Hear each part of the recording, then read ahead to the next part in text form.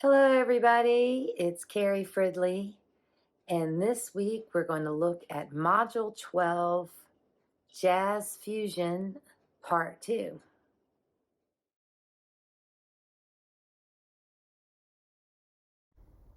At the same time, Chick Corea and his cohorts were mixing global sounds, jazz and rock. Another group, British guitarist John McLaughlin, contributed his own unique interpretation of jazz fusion in various projects. As early as his first solo album, recorded in 1969, McLaughlin began to incorporate his love of odd time signatures into traditional forms. Like Dave Brubeck a decade earlier, McLaughlin was fascinated with various cultures' use of asymmetrical meters, or oddly numbered rhythmic groupings. There is a track, Arjun's Bag, that is a traditional blues, metrically altered to be a grouping of 11 beats per measure. That is a good example of the odd meters. So be sure to listen to Arjun's Bag, and there's a link provided in your textbook. McLaughlin continued these experiments into the 1970s with the band Mahavishnu Orchestra, an ensemble which bordered on progressive rock, psychedelic rock, and jazz. In this group, McLaughlin also incorporated rhythmic and melodic elements of classical Indian music, albeit in an amplified context. The addition of powerhouse drummer Billy Cobham and electric violinist Jerry Goodman provided a distinct soundscape and propulsive element to the music, capturing the attention of hard rock fans. The listening link from this band is One Word by the Mahavishnu Orchestra. It's provided in your textbook. McLaughlin continued to study and incorporate classical Indian music into his own jazz fusion recordings.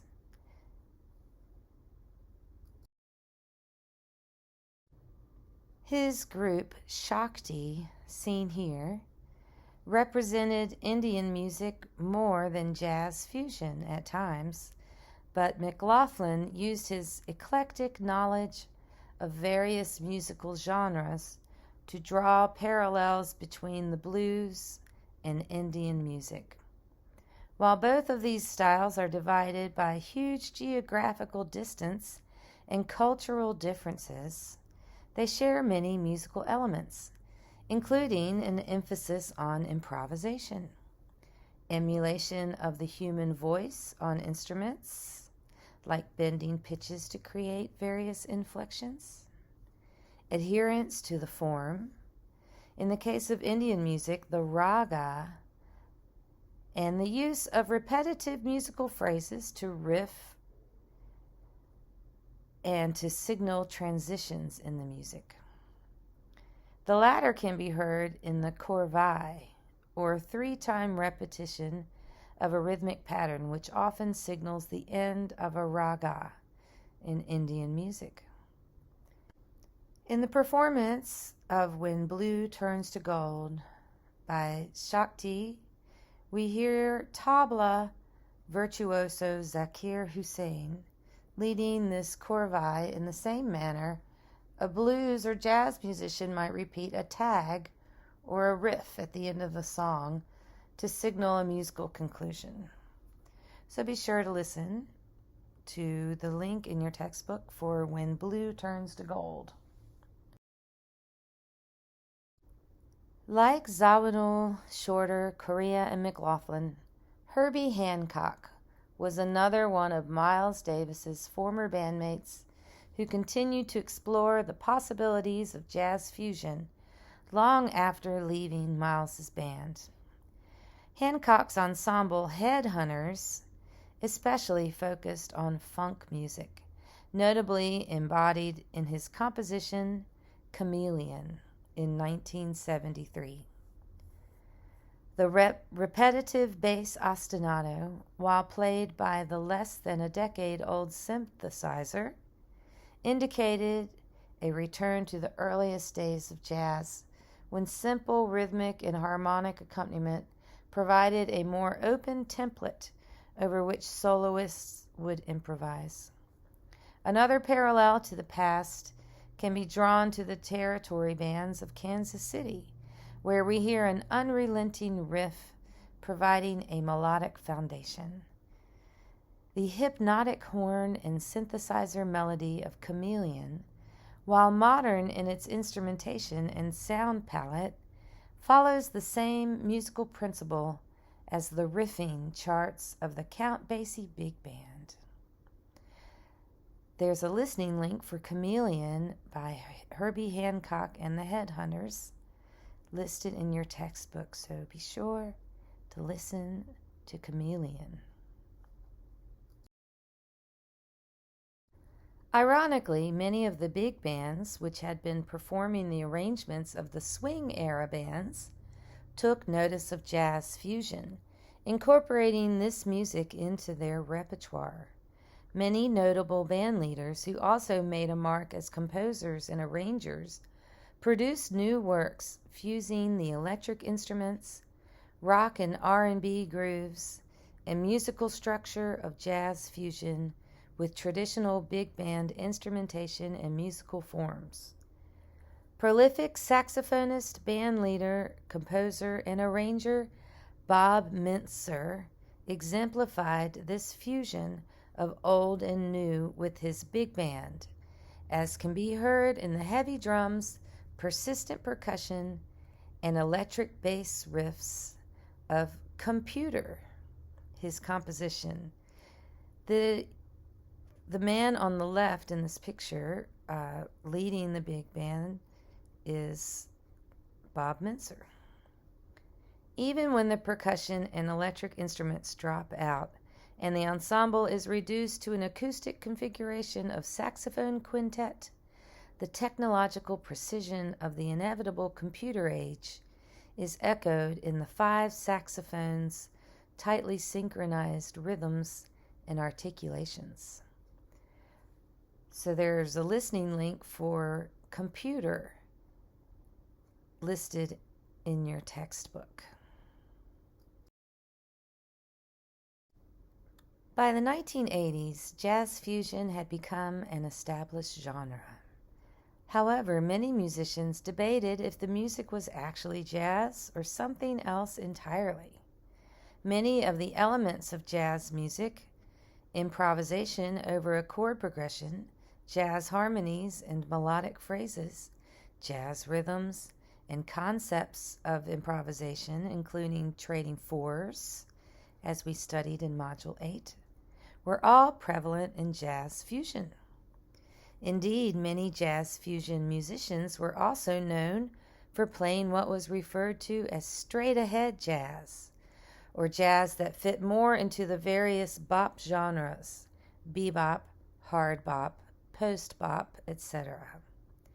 All the musicians we have studied in this module, particularly Herbie Hancock, Chick Corea, and John McLaughlin, were just as active in straight-ahead jazz music as they were in jazz fusion. However, a school of musicians known as traditionalists began to emerge in the 1970s. These traditionalists felt that the jazz fusion musicians were straying too far from the roots of jazz music. Many of these traditionalists were and continue to be accomplished musicians, including Wynton Marsalis, seen here, the current musical and artistic director of jazz at Lincoln Center. It is worth noting, however, that Marsalis recognizes the place of jazz as a significant influence on all contemporary American musical genres.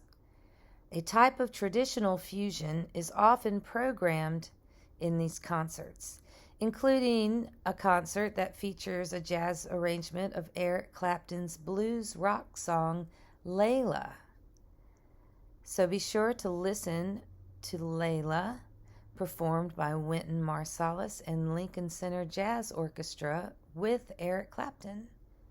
The link is provided in your textbook. There has always been a fluid relationship in jazz between respecting tradition and innovatively reacting to current musical trends.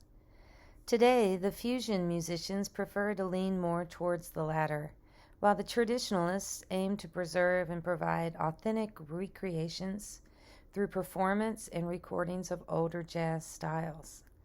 The end result is ultimately the best of both worlds, as listeners and audiences have the opportunity today to embrace the newest trends in jazz music, while also having the opportunity to experience authentic recreations of older jazz styles that have now become a part of America's long, rich musical tradition. Jazz in the 21st century. Perhaps one of the most significant changes to jazz music since the early 2000s has been the growth of a newer style of jazz fusion. Jazz has always incorporated and adapted to other musical genres and current musical and cultural trends. At the beginning of this module, we saw this manifest in the development of the various jazz fusion styles, including jazz and various world music genres, Weather Report and Chick Corea, jazz and rock, John McLaughlin, and jazz and funk, Herbie Hancock. This trend continues today with other popular genres, echoing, reacting to, and often incorporating elements of a wide variety of popular contemporary genres. The style that has seen the greatest growth in popularity is hip-hop. Originating as an underground genre in New York City in the 1970s and 1980s, hip-hop has transitioned into one of the most popular musical genres in the United States and many other parts of the world. It is worth noting that many aesthetic parallels can be found between hip-hop and jazz. First, both styles feature improvisation over repeated musical structures and forms. In jazz, this structure is typically the chord progression to a song, while hip-hop might feature everything from a repeated chord progression, rhythmic pattern, pre-recorded electronic sample, or short melodic phrase. The latter element in hip-hop reflects the use of the riff in Kansas City jazz, which we studied in Module 5. There is a symbiotic relationship between jazz and hip-hop, with many jazz artists consciously incorporating elements of hip-hop into their music, and many hip-hop artists consciously incorporating elements of jazz music. The latter trend occurred first in the late 1980s and early 90s, when many DJs in hip-hop began to sample short phrases from jazz and jazz fusion recordings. Q-Tip, one of the integral members of A Tribe Called Quest, often sampled melodic phrases played by saxophone and trumpet on jazz and jazz fusion recordings. But he also incorporated live musicians, recording a live performance by prolific jazz bassist Ron Carter, whom we met in Module 11, for the track Verses from the Abstract on the 1991 album Low End Theory. Take a listen to Verses from the Abstract from A Tribe Called Quest with Ron Carter The link is provided in your textbook.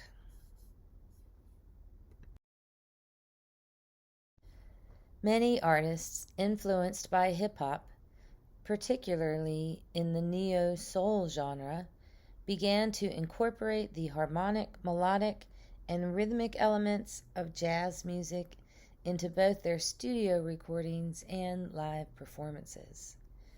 Most notable amongst these artists were D'Angelo and Erykah Badu. Badu's aesthetic of extended jam sessions that feature both vocal and instrumental improvisation in live performances shows the direct impact of the jazz aesthetic.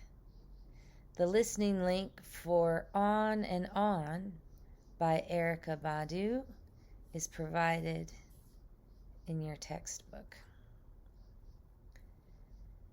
By the 21st century, the reverse was happening as jazz musicians began to increasingly embrace musical elements of hip-hop in live jazz performance.